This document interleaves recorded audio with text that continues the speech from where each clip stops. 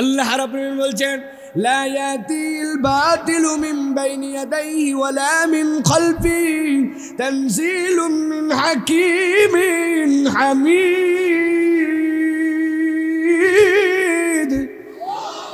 আল্লাহ রাব্বুল আলামিন বলছেন লা ইয়াতিহিল বাতিল, কোনো বাতিল প্রবেশ করতে পারবে না, না তার ডান থেকে, না তার বাম থেকে, না তার পেছন থেকে, না তার সামনে থেকে। আল্লাহ বলছেন কোরআনের ভিতরে কোনো বাতিল ঢোকার কোনো ক্ষমতা নাই।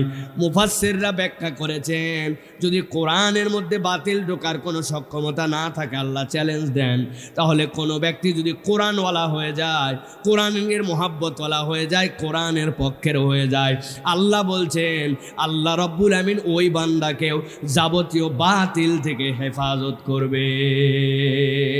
সুবহানাল্লাহ। প্রমাণ কি? বাড়ির মধ্যে আপনার 20 টাকা দিয়ে একটা প্লাস্টিকের রেহেল কিনেছেন, রেহেলটা আপনার সন্তান না বুঝে, ছোট মানুষ, ওই রেহেলটার মধ্যে একটু পা দিয়ে লাত্তি লাগাইছে, আপনি সন্তানকে বকা দিয়ে বলছেন বাবা এর মধ্যে কোরআন রাখা হয়, খবরদার খবরদার আর পায়ের মধ্যে যেন লাত্তি লাগাবে না। রেহেলের দাম প্লাস্টিক, ওই রকম ওর থেকে দামি প্লাস্টিক আপনার বাড়িতে অনেক আছে। জগের মধ্যে লাত্তি লাগে, গামলার মধ্যে লাত্তি লাগে, বালতির মধ্যে লাত্তি লাগে, মগের মধ্যে লাত্তি লাগে, ওর থেকে দামি প্লাস্টিক কিন্তু কোনো দিন আপনি আপত্তি করেন নাই। কিন্তু 20 টাকা দামের যেই মাত্র আপনার জন্য ওই কোরআনুল কারীমের রেহাল, ওটার মধ্যে একটু ধাক্কা লাগলে আপনার মনে কষ্ট লাগে, সম্মান করে ওইটাকে তুলে রাখেন। এটাই প্রমাণ করে এই কোরআনুল কারীমের সাথে 20 টাকার রেহাল লাগার কারণে ওইটার যে মর্যাদা হয়। কোনো ব্যক্তি যদি তার হৃদয়ের মধ্যে তার জীবনযাপনে কোরআনকে গ্রহণ করে নাই, আল্লাহ যে চ্যালেঞ্জ দিয়েছেন লা ইয়াতিহিল বাতিলু মিন বাইনি ইয়াদাইহি ওয়ালা মিন খালফিহি, সামনে পেছনে কোনো দিক থেকে বাতিল আসতে পারবে না। এই বাতিলটা কোরআনে তো ঢুকতেই পারবে না, কোরআন ওয়ালার কেউ আল্লাহ রাব্বুল আমিন বাতিল থেকে হেফাজত করবে। আল্লাহ রাব্বুল আমিন বলছেন এরপরে, দুনিয়ার মানুষ ভালো করে বোঝো, আল্লাহ রাব্বুল আমিন তোমাদের জন্য যে কিতাব দিলেন, কেন এই কিতাবকে একমাত্র তুমি গ্রহণ করবে? আরো তো অনেক মতাদর্শ আছে, আরো অনেক আদর্শ আছে। আল্লাহ বলছেন এমনি এমনি নয়, এই শীতের রাতকে উপেক্ষা করে যারা এখানে বসে আছো এদেরকে আমি রব্বুল আমিন ঠকানোর জন্য আনি নাই। রব্বুল আমিন বলছেন ওয়ালা ইয়াতুনাকা বিমাসালিন ইল্লা জিনাকা বিল হাক্কি ওয়া আহসানা তাফসীরা। রব্বুল আলামিন বলছেন, আমি আল্লাহ নিজেই বললাম ওয়ালা ইয়াতুনাকা বিমাসালিন, কোরআনের মতো তুলনা করা যাবে, কোরআনের সাথে সামঞ্জস্যশীল হতে পারে এরকম কোনো কিছু দেওয়াই হয় নাই। আল্লাহু আকবার। আল্লাহ রাব্বুল আমিন বলছেন তবে জেনে রাখো এই কোরআনের ভিতরে আমি আল্লাহ কি ঢুকাই রেখেছি, ওয়া আহসানা তাফসীরা, তোমাদের জন্য কিয়ামত পর্যন্ত যা যা লাগবে সবগুলাকে রব্বুল আমিন উত্তমভাবে ব্যাখ্যা সহের মধ্যে ঢুকায় রেখে দিয়েছেন। বান্দার যখন যা লাগবে এখান থেকে বান্দা বের করবে, আল্লাহ রব্বুল আমিন তার জন্য আর কোনো কিতাব লাগবে না, এরকম একটা কিতাব বলা আমাদেরকে করেছেন। সুবহানাল্লাহ। আমি উদাহরণ দেই মাঝে মাঝে, করোনা, আপনাদের এলাকায় করোনা হয়েছিল নাকি ভাই? বুঝে থাকলে বলুন, করোনা হয়েছিল। করোনার সময় আমাদেরকে স্বাস্থ্য মন্ত্রণালয় হাত ধোয়ানো শিখাইছিল। 6 ভাবে হাত ধোয়া লাগবে, এইভাবে এইভাবে, এরপরে এইভাবে এইভাবে এইভাবে এইভাবে, শিখাই নাই ভাই? 20 সেকেন্ড ধরে হাত ধুতে হবে আপনাকে। ভালো করে খেয়াল করেন, একটা লোক 20 সেকেন্ড ধরে হাত ধুইছে, ধোয়ার পরে হঠাৎ করে তার কপালের এই জায়গায় একটু চুলকাতে লাগছে, কপালটাতে আস্তে করে চুলকায় দিয়েছে, চুলকানোর পরে মনে হয়েছে হায় রে 20 সেকেন্ড আগে হাত ধুইলাম, এখন তো কপালে আবার আমার সেই জার্ম ছিল, ওই জার্ম তো হাতের মধ্যে লেগে গেল, উপায় কি? বলে আবার হাত ধো। আবার হাত ধুইছে, ধোয়ার পরে নিয়ত করছে আর যেখানেই চুলকাক আমি আর কোনোভাবেই চুলকাইতাম না। বাঙালি যদি একবার খালি নিয়ত করে আমি কোনো জায়গায় চুলকাবো না, তাহলে পুরা শরীর তার চুলকাতে শুরু করে, ঠিক না ভাই? অনেকক্ষণ সহ্য করার পরে হাতের এই জায়গায় আবার একটু চুলকানি লাগছে, যেই না চুলকাইছে, চুলকানোর পরে মনে হয়েছে আরে এ তো প্রথমবার হাত ধোয়ার আগে এখানে হাত দিয়েছিলাম, তাহলে এখানে তো একটু জার্ম আছে, কি করা যায়? আবার হাত ধো। ও খালি ধুতেই থাকো ধুতেই থাকো, তোর সাবান স্লো নাকি রে? ঠিক না ভাই? এইসা ধোয়া আপনাকে ধোয়ালো।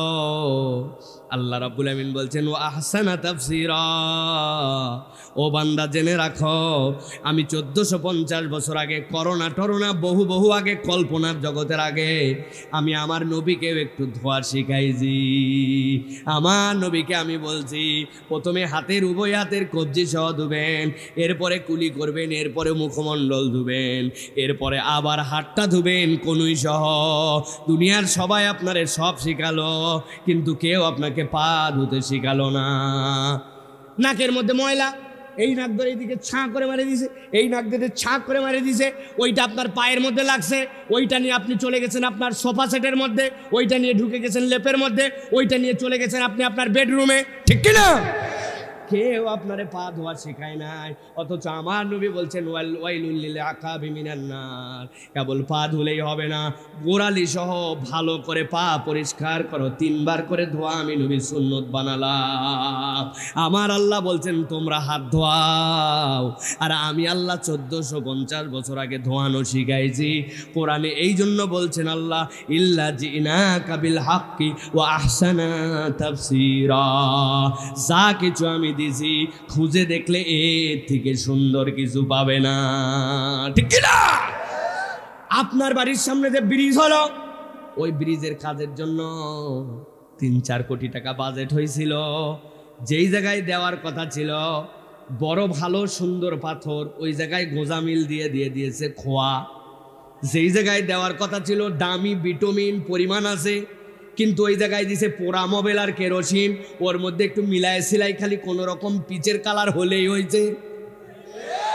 যেই জায়গায় দেওয়া লাগবে এত মোটা মোটা রড, কোনো জায়গায় দিছে বাঁশ, আবার কোনো জায়গায় ল্যাম্পস্যাম কোনো রকম রড, ঠিক কিনা? জিজ্ঞাসা করি আপনার কাছে, যারা এই মোটা রডের বদলে চিকন রড দিল, পাথরের বদলে খোয়া দিল, আর যেই জায়গাতে ভিটামিন দেওয়া লাগবে ওইটার বদলে কেরোসিন দিল, এরা কি কেউ অল্প শিক্ষিত নাকি উচ্চ শিক্ষিত? দেশের টাকা পাচার করে দিল, ব্যাংক লুট হয়ে গেল, দেশের ব্যাংকে দেউলিয়া হয়ে সেই টাকা দিয়ে বিদেশে অনেকের বাড়ি হয়ে গেল। এরা কি নিম্নবিত্ত না উচ্চবিত্ত? আল্লাহ বলছেন মায়ের কোথায় দিবি জানো? আল্লাহ বলছেন বাল নাকযিফু বিল হাক্কি আলাল বাতিল ফায়াদমাগুহু, মায়ের দিতে হবে তার চেতনায়, চেতনায় পরিবর্তন না হলে শিক্ষা দিয়ে আরো বড় বড় চোর হবে। উদাহরণ দিলে বুঝবেন। আপনাদের এলাকায় 2 ছেলে গন্ডগোল লাগাইছে, মারামারি, একজন হাত ভেঙে ফেলছে, একজন আর সিলেট মেডিকেলে ভর্তি, গলার মধ্যে ঝুলানো। ডাক্তার বলছে একদিন থেকে যেতে হবে, আগামীকালকে আরেকটা এক্সরে হবে, ওই এক্সরে করার পরে দেখা যাবে যদি ভেঙে যায় তাহলে অপারেশন, না হলে চলে যায়। কিন্তু ব্যথায় চিৎকার করে রাত্রেবেলা ডাক্তারের কাছে পরামর্শ করে ব্যথার একটা ইঞ্জেকশন দিয়েছে। যেই না ব্যথার ইঞ্জেকশন দিয়েছে একটু আরাম পেয়ে গেছে, আরাম পাওয়ার পরে হাসপাতালের বেডে শুয়ে শুয়ে ভাবতেছে আল্লাহ খালি একবার হাতটা ভালো করুক, বৈরাগীর বাজার একবার ফেরত যাই, যেই বেটা আমার 1 হাত ভাঙছে, আল্লাহ মাসালে আমি বাপের বেটা হলে 2 হাত। না, তোর ভাই থাকে ইংল্যান্ডে, আমারটা আমেরিকায়, তুই পাউন্ডে কামালে আমি ডলারে কামাই, ঠিক কিনা? আরেকজন আর ভাঙছে পা, ওসমানী মেডিকেল বলছে হবে না, ঢাকা নিয়ে চলে যান। পঙ্গু হাসপাতালে ভর্তি করার পরে বলছে যেভাবে ভাঙছে নর্মাল টানা দিলে হবে না, 5 ইঞ্চি 2টা ইট গস কাপড়ের মধ্যে মুড়াইয়া পায়ের সাথে দিয়ে পঙ্গু হাসপাতালে টানা দিছে, টানা দিয়ে শোয়ায় রাখছে, ব্যথায় চিৎকার করে। রাত্রেবেলা একটা ইঞ্জেকশন দিছে, দেওয়ার পরে ব্যথা একটু কমছে, ও হাসপাতালে পঙ্গুতে শুয়ে শুয়ে ভাবতেছে আল্লাহ একবার পাটা খালি ভালো করে বৈরাগীর বাজার আমারে ফেরত নিয়ে যাক, যেই বেটা আমার 1 পা ভাঙছে, ওর 1 পা, ওর বাপের 1 পা, ওর শাশার 1 পা আছে না ভাই? কিন্তু জিজ্ঞাসা করি এবার বলেন তো, মারামারি 2 জন লাগাইছিল, লাগানোর পরে লাঠি দিয়ে একটা বাড়ি দিছে ব্রেন বরাবর, মাথায় এমন আঘাত, হুঁশ নাই, এরপরে হাতও ভাঙছে একটা, পাও ভাঙছে একটা। এখন যেইটার হুঁশ নাই ওইটার হাত ভাঙ্গার পা ভাঙ্গার প্রতিশোধ নেওয়ার মতো কোনো চিন্তাও কি করতে পারবে? আমার আল্লাহ রাব্বুল আলামিন বলছেন ফায়াদমাগু ফাইদা হুয়া যাহিক ওয়া লাকুমুল ওয়াইলু মিম্মা তাসিফুন।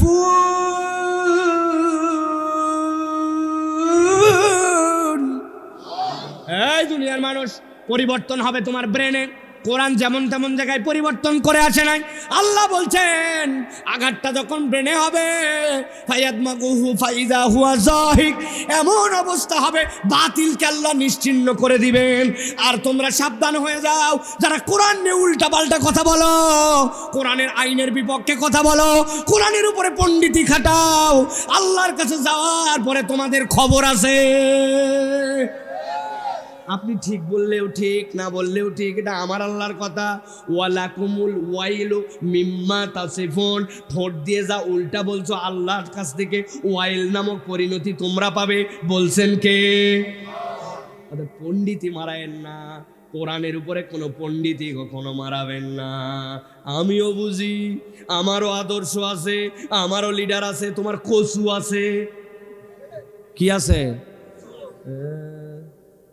অমুক ভাইয়ের চরিত্র ফুলের মতো পবিত্র, নামাজ পড়েনি বিগত 40 দিন, ফজরেরটা জামাতে এক ওয়াক্ত। তুমি আবার তার আদর্শ মানো? ভক্কর চক্কর। আমার আল্লাহ রাব্বুল আমিন বলছেন এই জন্য কোরআন নিয়ে, কোরআনের আদর্শ নিয়ে কোনো কথা বললে কিন্তু বিপদ আছে। ঠিক কিনা? কি বিপদ আছে? আল্লাহ রাব্বুল আমিন বলছেন বিপদটা ভালো করে শুনে নাও। কিয়ামতের ময়দান কায়েম হয়ে যাবে, যাওয়ার পরে সবগুলো আল্লাহর সামনে দাঁড়ায় যাবে। আল্লাহ বলছেন ইয়াউমা ইয়াকুমুর রূহু ওয়াল মালাইকাতু সাফফান লা ইয়াতাকাল্লামুন।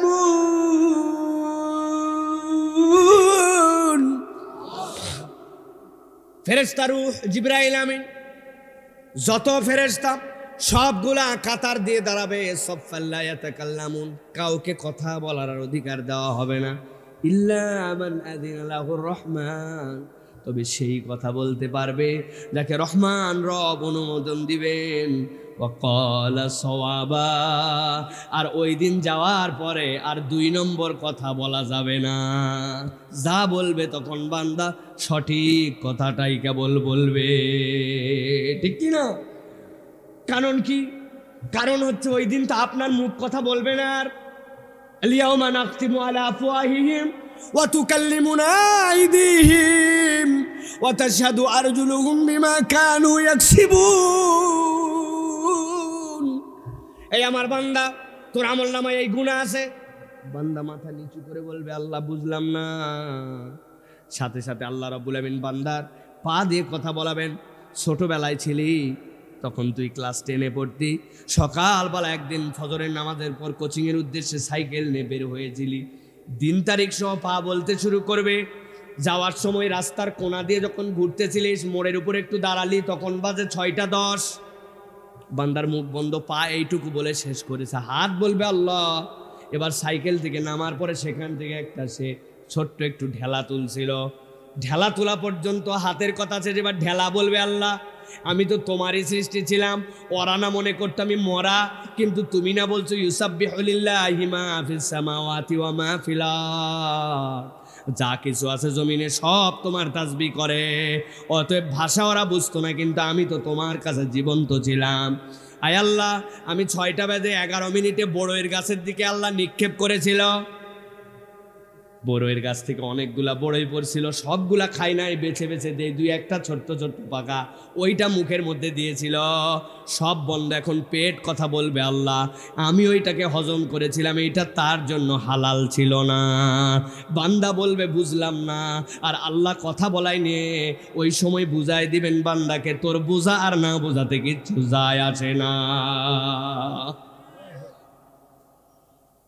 আমার আল্লাহ রাব্বুল আমিন বলছেন ইল্লা মান আযিনা লাহুর রহমান ওয়া ক্বালা সাওয়াবা। ওই দিন যাওয়ার পরে সঠিক কথাটা তুমি বলবে। সাবধান হন, দুনিয়ার বুকে কত উল্টাপাল্টা কথা বললাম, কত মিথ্যা। বাংলাদেশ যেভাবে এখন চলতেছে, আমাদের উত্তর প্রজন্ম নিয়ে আমরা ঘাবড়ায় গেছি, কেননা তারা যা দেখতেছে বাস্তবতায় আর মুখ দিয়ে যা শুনতেছে অন্য জায়গায়, দুইটার মধ্যে কোনো মিল নাই। না জানি ওরা মনেই করে ফেলে যে এই রকম করে মিথ্যা কথা বলা, প্রতারণা করা, 2 নম্বরি করা, এটাই মনে হয় মানুষের স্বভাব। উত্তর প্রজন্ম এরকম ভেবেও ফেলতে পারে, ঠিক কি না? আরো বলতে হবে না, বুঝতে পারছেন? আল্লাহ রাব্বুল আমিন বলছেন ওই দিন যাওয়ার পরে যখন এই পরিণতি হবে তখন তাদেরকে বলা হবে, ও বৈরাগীর মুসলমান যারা এত কষ্ট করে আয়োজন করলেন, আল্লাহ রাব্বুল আমিন বলছেন ইন্না আনদারনাকুম আযাবান করিবা, আমি কি তোমাদের কাছে অত্যাসন্ন একটা আযাবের কথা বলেছিলাম না? তোমাদেরকে কি বৈরাগীর মাহফিলে জানানো হয়েছিল না যে আল্লাহর সামনে তোমাকে দাঁড়াতে হবে? ফামান কানা ইয়ারজু লিকা রাব্বিহি ফালিয়ামাল আমালান সালিহা, আল্লাহর সামনে যদি দাঁড়াতে হয়, এই অন্তরের মধ্যে যদি ভয় থাকে তাহলে নেক কাজ করো। আযাবের ভয় দেখানো হয়েছিল কিন্তু তোর মধ্যে কোনো ক্রিয়া কাজ করে নাই। ইয়াউমা ইয়ানজুরুল মারউ মা কদ্দামাত ইয়াদাহ, আল্লাহ রাব্বুল আমিন অতীতে কি পাঠাইছেন সব তার সামনে উপস্থাপন করে দিবেন। এর মধ্যে সবচেয়ে বিপদে পড়বে যারা আল্লাহর দ্বীনকে অস্বীকার করেছে। তারা বলতে শুরু করবে ইয়া লাইতানি কুনতু তুরাবা, হায় আফসোস আমরা যদি মাটি হয়ে যেতাম। কেন মাটি হতে যাবে? মুসনাদে আহমদের হাদিসের মধ্যে আমার নবী বলছেন আল্লাহ রাব্বুল আমিন দুনিয়ার সব কিছুর বিচার করবেন। কোনো এক উপত্যকার মধ্যে 2টা ছাগল, 2টা ভেড়া, 2টা মেষ চলাচল করছিল। একটার মাথার মধ্যে শিং গজাইছে, শিং গজানোর কারণে যেটার শিং গজায় নাই ওটারে খালি গুতায় খালি গুতায়। আল্লাহ 2টাকে ওই দিন দাঁড় করাবেন, যেইটার শিং নাই ওইটার শিং উঠায় দেওয়া হবে, আর যেইটারে দুনিয়ায় গুতাইছিল ওরে গুতা দিতে বলা হবে। বরাবর যখন হয়ে যাবে আল্লাহ বলবেন এখন তোমরা মাটি হয়ে যাও। ওই দিন যারা আল্লাহর দ্বীনকে অস্বীকার করেছিল এই দৃশ্য দেখে চিন্তা করবে আমাদের বিপদ তো সামনে, জাহান্নাম তো গর্জন দিয়ে ডাকতেছে। আয় আল্লাহ আজকে যদি আমরা মাটি হয়ে যেতাম, চিৎকার করে উত্তর দেন ওই দিনকে আর মাটি হওয়ার কোনো সুযোগ থাকবে? থাকবে। তাহলে যেহেতু মাটি হওয়ার সুযোগ থাকবে না, তাহলে আমাদেরকে এমন প্রস্তুতি নিয়ে যেতে হবে যেন আমাদেরকে ওই দিন যাওয়ার পরে আফসোস করা না লাগে, ঠিক কি না? রাজি আছেন তো সবাই ইনশাআল্লাহ? অনেকেই মনে করছেন যারা আমার কথা প্রথম শুনতেছেন ওয়াজ শুরু হয়ে গেছে, তাই না ভাই? ওয়াজ শুরু হয় না এখনো। এতক্ষণ হলো কি? এতক্ষণ একটু বাউন্ডারি দিলাম, চারিদিকটা আলটা বাইন্ধে নিলাম যাতে করে শ্রোতারা আসে কিরকম এটা যেন বোঝা যায় যে এই মানুষগুলি আমরা এই কোরআন থেকে শুনতেছি, এই কোরআন থেকে যে শুনতেছি এটা আমাদেরকে উপকার দিবে ইনশাআল্লাহ। এটা আমাদের জন্য ব্যর্থ হবে না, এটা আমাদের জন্য কল্যাণ বয়ে নিয়ে আসবে। প্রিয় ভাইয়েরা, বর্তমান সমাজে নিফাক এটা এমন একটা ভয়াবহ ভাইরাস, এটা আমাদের জন্য বিপদের কারণ। মুনাফেকের চরিত্র সবচেয়ে সাংঘাতিক চরিত্র। মুনাফেক কাকে বলা হয়? আরবিতে মুনাফেক শব্দটা নাফাকু, নুন ফা কাফ, এখান থেকে উৎপত্তি হয়েছে। নাফাক মানে হচ্ছে টানেল। সাম্প্রতিক বাংলাদেশে কক্সবাজারে একটা টানেল হয়েছে, আপনারা কর্ণফুলীর নিচ দিয়ে শুনছেন না ভাই? আরবে যারা গেছেন, বাইরে যারা থাকেন, টানেল অনেক বড় বড় টানেল আছে। জাপানে এক টানেল 19 কিলোমিটার পার হয়েছি, তাও তো 30 বছর আগে করছে ওরা। এই যে টানেল, টানেলকে আরবিতে বলে নফক। নফক মানে যার 2 দিকে মুখ আছে, একদিকে ঢুকে একদিকে বের হয়। মুনাফেক কাকে বলে? মুনাফেক বলে যার চরিত্রটার মধ্যে দ্বিচারিতা আছে, 2 দিক আছে। উপরে ভেগ ধরে ইসলামের আর অন্তরে ইসলাম পছন্দ করে না। উপরে ভেগ ধরে মুসলমানদের সাথে আছে কিন্তু ভিতরে ভিতরে মুনাফেকের চরিত্রতে আল্লাহ আল্লাহ রসুলের বিরোধিতা করে। এরাই হচ্ছে মুনাফেক, ঠিক কিনা? বর্তমান ফিতনাময় বিশ্ব, এই বিশ্ব থেকে বাঁচতে চাই, তাহলে আমি আপনাদের কাছে আজকে আলোচনার টপিক নির্ধারণ করেছি, চিন্তা করেছি বলবো পৃথিবীর যত পয়গম্বর ছিলেন সকল পয়গম্বরের ব্যাপারে আহলে সুন্নাত ওয়াল জামাতের আকীদা, প্রত্যেক পয়গম্বর মাসুম। আল্লাহ তাদেরকে নিজ কুদরতে দায়িত্বে তাদেরকে সকল পঙ্কিলতা থেকে হেফাজত করেছেন। আমরা অনেক সময় ভুলে বলি তাদের আগের গুনাও মাপ, পরের গুনাও মাপ। কথাটার উদ্দেশ্য ভালো হলেও বক্তব্যটা ভালো নয়, কেননা যার গুনাই নাই আল্লাহ সংরক্ষণ করছেন, তার আগের মাপ হবে আর পরের মাপ কি হবে? তাদের আমল নামাতে আল্লাহ গুনাই দেন নাই। সুবহানাল্লাহ। এই প্রেক্ষাপট বলার কারণ কি? এই প্রেক্ষাপট বলার কারণ, পৃথিবীতে যত পয়গম্বর আল্লাহ প্রেরণ করেছেন, সকল পয়গম্বরকে আল্লাহ ইউনিক চরিত্র দিয়েছেন। তবে গবেষণা করলে, পয়গম্বরদের জীবন বিশ্লেষণ করলে দেখা যায় প্রত্যেক পয়গম্বর তাদের জীবনে জেনারেলি কমন, তাদের জীবনে 5টা চরিত্র ছিল।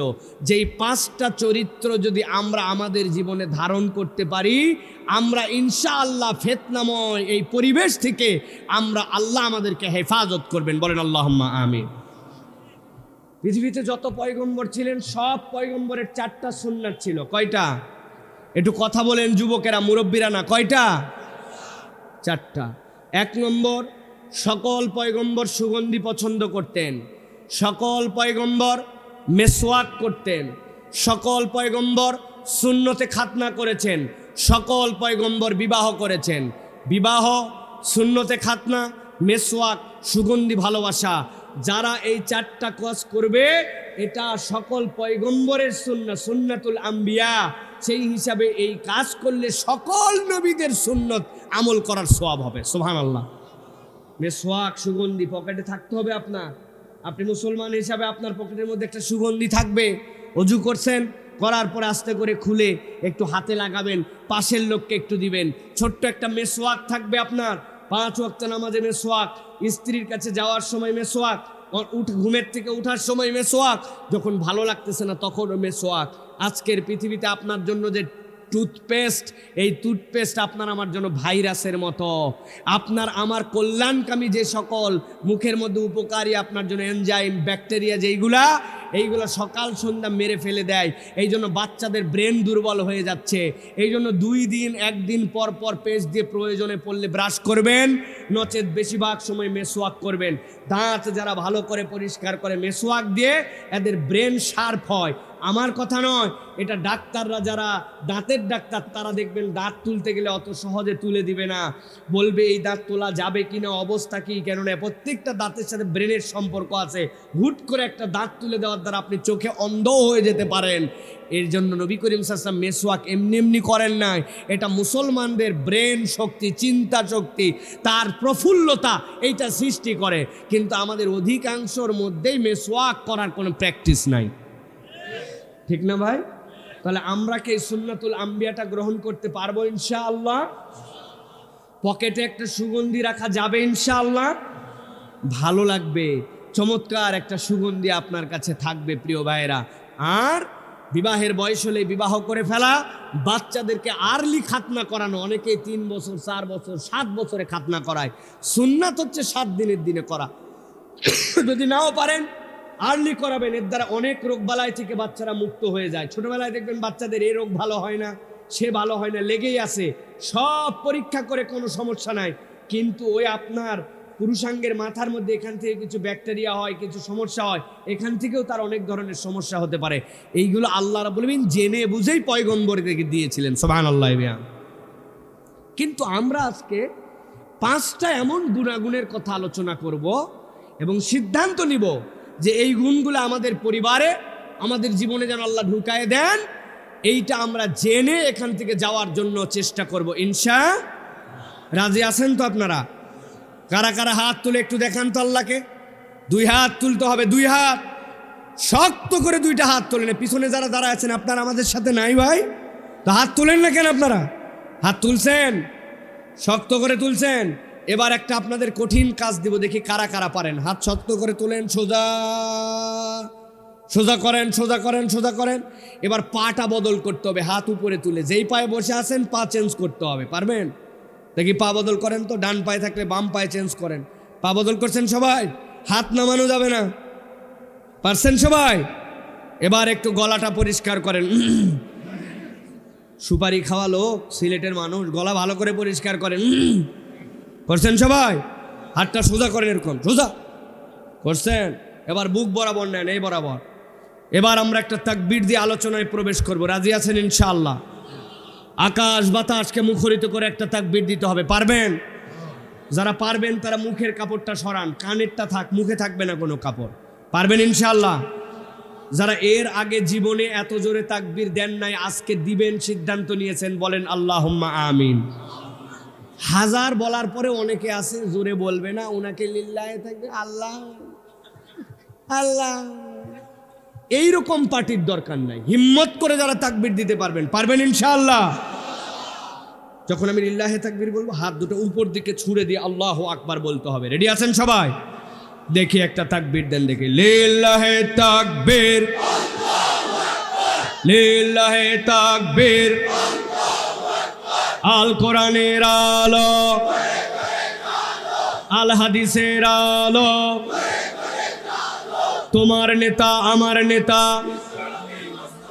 তোমার নেতা আমার নেতা। লিল্লাহে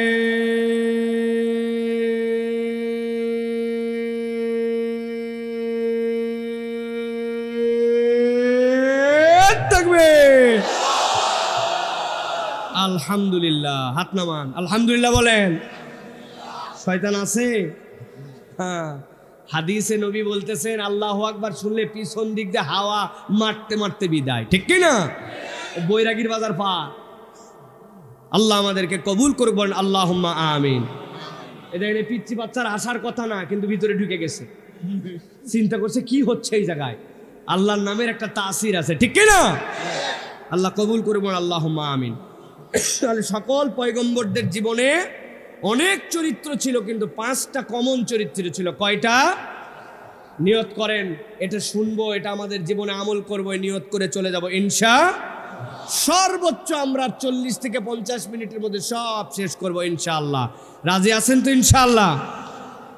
সকল পয়গম্বরের জীবনে 1 নম্বর চরিত্র ছিল, সকল পয়গম্বর ছিলেন অতিথি পরায়ণ, মেহমান নেওয়াজ। সুবহানাল্লাহ বলেন।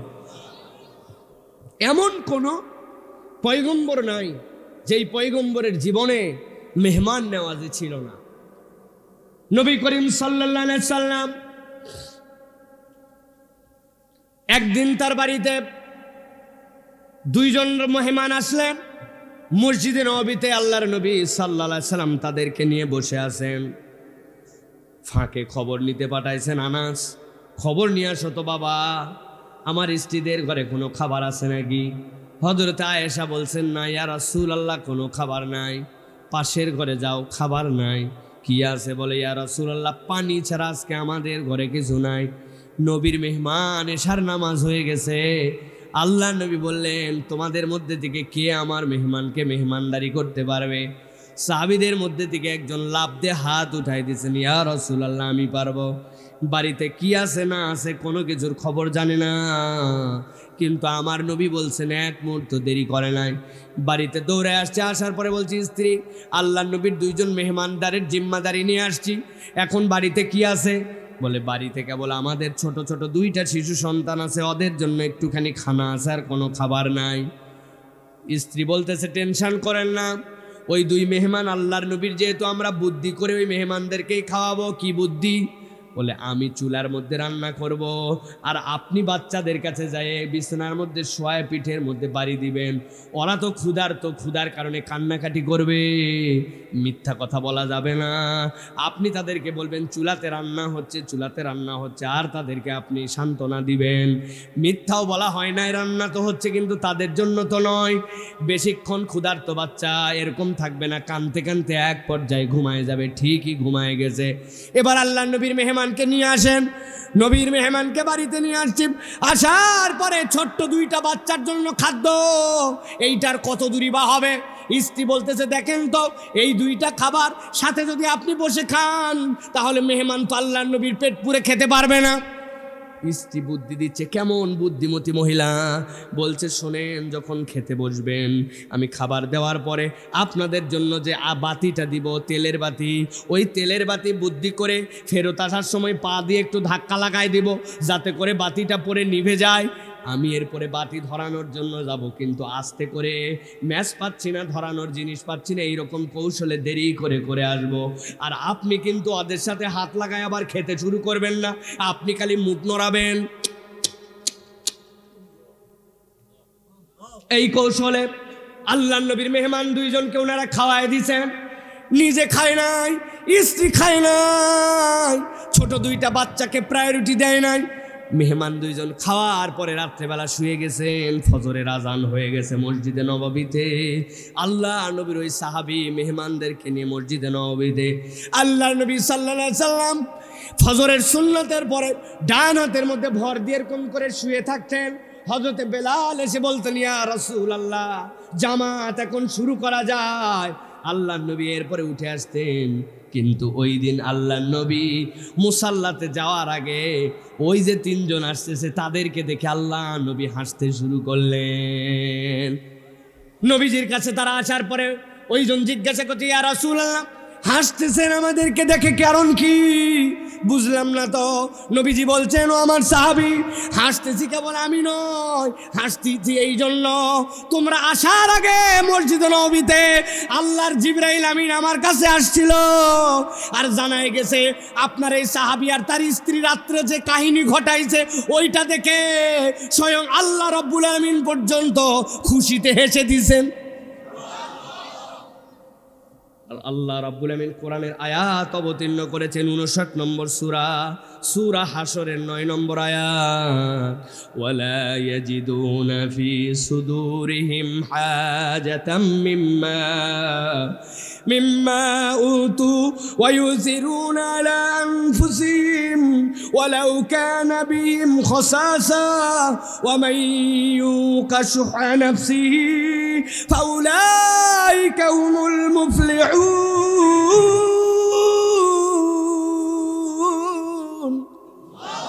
আমার আল্লাহ বলছেন, ও আমার দুনিয়ার মানুষেরা, কিয়ামত পর্যন্ত কিতাবে লিখে দিলাম ওই রাত্রে এরকম নয়, তাদের হৃদয়ে ক্ষুধা ছিল না, তাদের পেট শান্তিতে ছিল এরকম নয়, তাদের চাহিদা ছিল, কিন্তু তারা নিজের চাহিদাকে প্রায়োরিটি দেয় নাই। শুহা নাফসিহি, তারা নিজেদের জীবনের উপর অপর ভাইকে প্রায়োরিটি দিয়েছে। আল্লাহ বলছেন, তার এই মেহমান নওয়াজি, তার এই অপর ভাইকে দাম দেওয়া, অপর ভাইকে নিজের উপরে অধিকার দেওয়া, এইটাকে আল্লাহ এত পছন্দ করেছেন। আল্লাহ বলছেন, যাদের চরিত্র এইটা হবে, আমি আল্লাহ বললাম, উলাইকা হুমুল মুফলিহুন, আমি আল্লাহ তাদেরকে সফল কাম মানুষদের মধ্যে অন্তর্ভুক্ত করে নিব।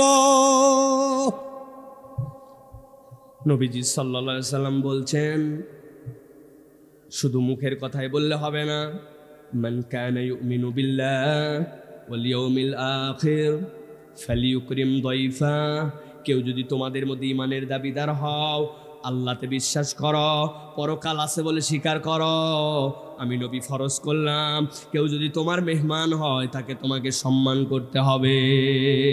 সুবহানাল্লাহ। মেহমান নেওয়াজি ছিল আগে, এখন পরিবারগুলোর মধ্যে আধুনিকতা ঢুকে এইগুলা কমে গেছে। বউয়ের পছন্দ হয় না অনেক সময় মেহমান, তোমার বাপের বাড়ির সব লোক খালি আসে, আমার বাড়ি শহরের উপর হয়ে বড় বিপদে পড়ে গেছি, ডাক্তার দেখালেও আমার বাড়ি, বাজার করলেও আমার বাড়ি, ফ্লাইট ধরতে যাবে লেট হলেও আমার বাড়ি, কি পাইছে তোমার আত্মীয় স্বজন, এরকম কতগুলা কপাল পোড়া মহিলা আছে কিনা? আবার কপাল পোড়া পুরুষও আছে, ও বেচারি নিজেরটা দেখে, কিন্তু বউ যে তার বাড়িতে আছে, তার বাড়ির আত্মীয় স্বজন তার সহ্য হয় না, আছে কিনা? আল্লাহ বলছেন, বেকুবের দল, তুই কি মনে করিস তোর কামাই দিয়ে তুই মেহমানকে খাওয়াস?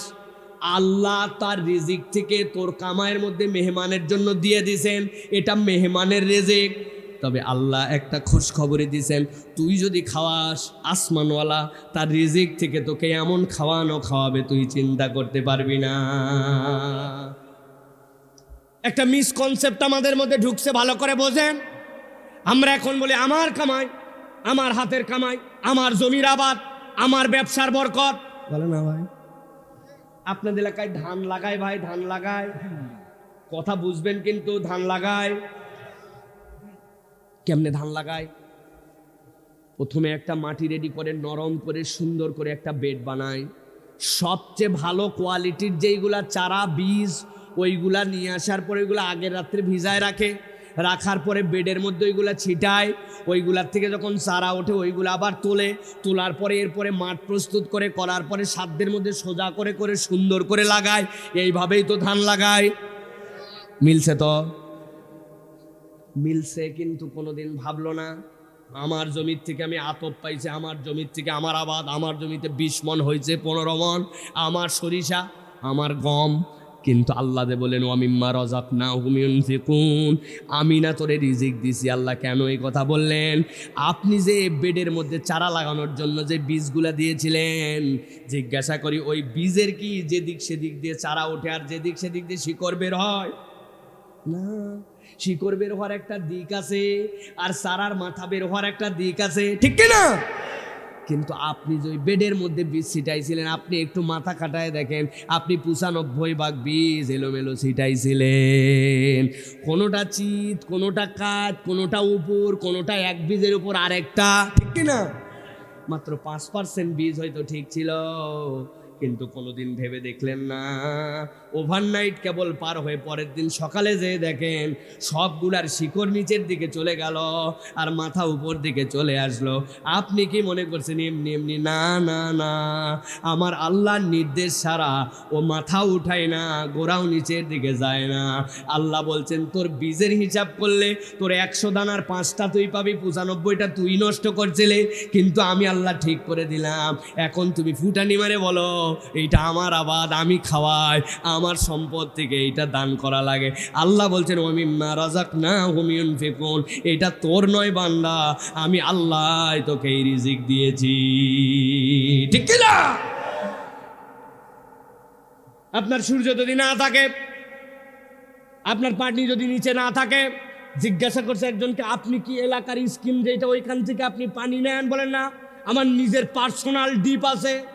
বাপরে ফুটানি, পার্সোনাল ডিপে আপনার রিজার্ভ ট্যাঙ্কি কোথায়? নিচে। ওই রিজার্ভ ট্যাঙ্কিতে আপনার কয় লিটার পানি কবে রাখছিলেন? আল্লাহর রিজার্ভ দিয়ে মেশিন দিয়ে তুলে আবার বলে আমার পার্সোনাল পাম্প আছে না? আল্লাহ এই জন্য বলছেন ভালো করে বোঝো, তোমার যে মেহমান দেওয়া হলো এটা তুমি খাওয়াও না, আল্লাহ তোমার মধ্যে বরকত দিবেন, যে এই বরকতে তোমার জীবনে ফিতনা আসবে না। ওইটার একটা বরকত আসার তরিকা হচ্ছে তুমি যদি মেহমান নেওয়াজি করো। সুবহানাল্লাহ। আল্লাহ রাব্বুল আমিন বলছেন হে নবী আপনার কাছে একটা খাওয়ার গল্প শুনাই। আল্লাহ বলতেছেন আমার নবীকে, আল্লাহ বলছেন হাল আতাকা হাদিসু দাইফি ইব্রাহিমুল মুকরামিন, ইব্রাহিমের অপরিচিত একদল মেহমান তার খবর কি আপনি জানেন? অপরিচিত বলার কারণ কি? ইব্রাহিম আলাইহিস সালাম এসে দেখলেন দেখতে শুনতেই এতই সুন্দর, এত ফিটফাট, আবার চিনি না। যদি অচেনা হয় তাহলে দূর থেকে আসবে, দূর থেকে আসলে সফরের ক্লান্তি, আর যদি চেনা লোক হয় তো তাহলে তো তাকে চিনবই আশপাশের, কিন্তু চিনিও না, আবার সফরেরও ক্লান্তি নাই। আল্লাহ বলছেন ইজদাখালু আলাইহি ফাকালু সালামা, ইব্রাহিম আলাইহিস সালামের কাছে এসে বলল আসসালামু আলাইকুম। ইব্রাহিম আলাইহিস সালাম বললেন ক্বালু সালামুন কওমুম মুনকারুন, ওয়ালাইকুমুস সালাম, তবে এদেরকে তো আমি চিনি না, অপরিচিত লোক তো আমাকে সালাম দিচ্ছে, মুসাফিরও না আবার পরিচিত লোকও না। আল্লাহ রাব্বুল আমিন বলছেন এরপরে হে নবী শোনেন, আপনার ওই পূর্বপুরুষ ইব্রাহিম আলাইহিস সালাম কি করছে জানেন নাকি? ফাযাগা ইলা আহলিহি ফাজা বিইজলিন সামিন।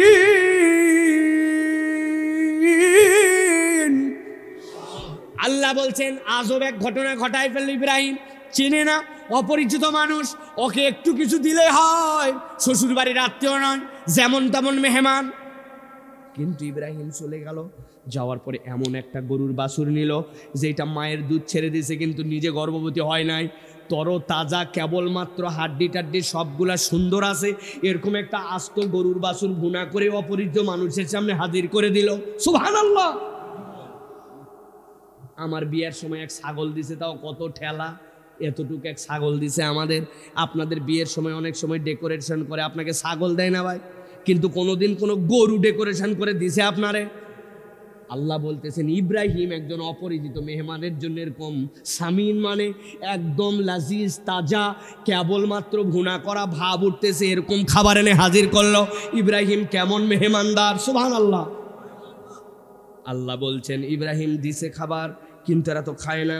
ফাকাররাবাহু ইলাইহিম ক্বালা আলা তাকুলুন, এই খান না কেন? এত কষ্ট করে আনি দিছে আপনাদের, খান আপনারা। ওনারা বলতেছে হে পয়গম্বর, আমরা তো মানুষ নই, আমরা তো ফেরেশতা, আমরা তো খাবো না। সুবহানাল্লাহ। একটু খেয়াল করেন, মনে করবেন এই কথা বলার দ্বারা আসলে কি বোঝানো হচ্ছে। কাহিনী আছে ভাই, আল্লাহর নবীকে এরপরে ফেরেশতা খবর দিল, ও আল্লাহর পয়গম্বর, আমরা আপনার মেহমানদারি নিতে আসি নাই, তবে আল্লাহ আমাদেরকে একটা বার্তা দিছেন, আপনাকে বলতে বলেছেন, আল্লাহ আপনাকে একটা পুত্র সন্তানের খবর দিলেন। সুবহানাল্লাহ।